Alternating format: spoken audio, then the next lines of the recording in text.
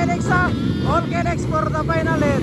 Grabe, andito Kyle Sambuang and John Paul Arangues, Ternilio. Grabe, Indo Consip ba? Roger Kapitpit, Kim Danoy.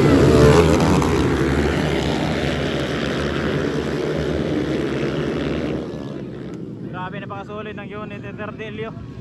Indo Consip, yun. Pero sa suspension mga do, dito tayo. Tignan natin, pero Dil Kabinbin Racing Team. Delayoy! Christian Panes, John Paul Arangues. Leading on the race, Christian Panes mga dol. Second spot by John Paul Arangues. On the third spot by, yon, tignan natin. On the third spot, yes boy!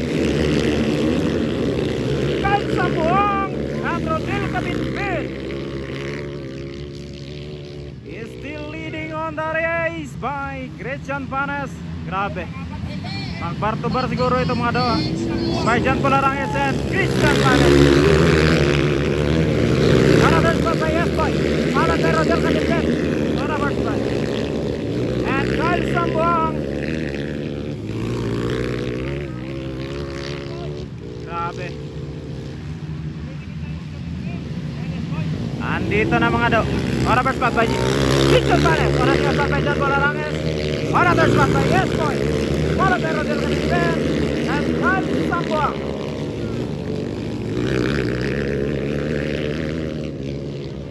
Grabe,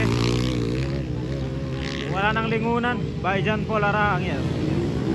Kasi palapit na kay Christian Panes. Grabe, S-Boy and Rodel Kabinbin.